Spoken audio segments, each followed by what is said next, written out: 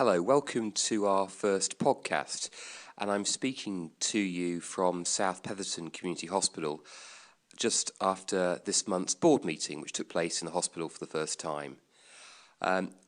Going forward, I'm going to try and produce a podcast like this after every board meeting to tell you what the board has discussed and highlight some of the key issues which I think may be of relevance to colleagues across the organisation.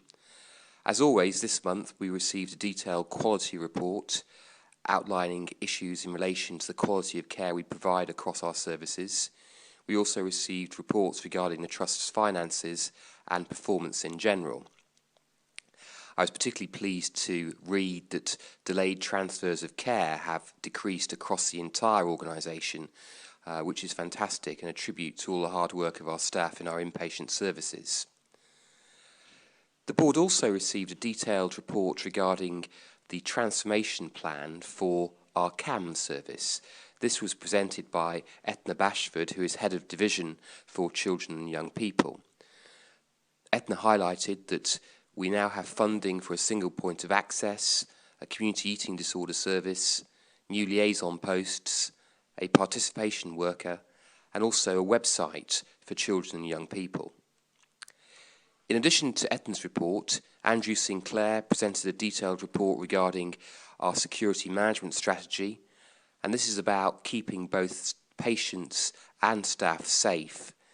Central to this, given the nature of our community services, is the lone worker policy, which is in the process of being revised and should be finalised by September.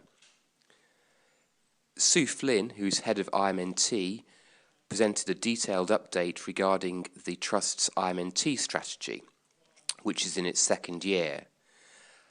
This highlighted a huge amount of work that's been undertaken by the IMNT team, particularly in relation to helping clinicians across the organisation work more effectively in the community.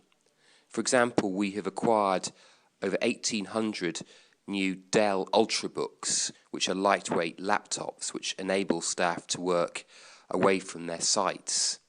We've also introduced digital dictation, and we're about to introduce mini iPads in both the community hospitals and our other inpatient units to allow nurses in particular to record information regarding patients whilst on the ward instead of having to return to their offices. I think a lot of great work's been done by the IMNT team, and certainly given the size of the team, we should be very proud about what they've achieved with a fairly limited resource.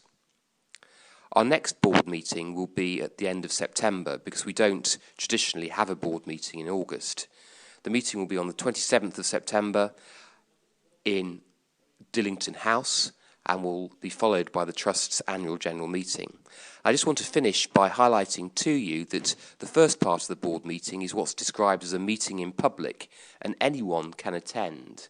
And we're really keen for colleagues across the organisation to come and see the board in action. You don't need to book, you can just turn up, and details of the meeting will be advertised on the intranet in advance. Thank you very much.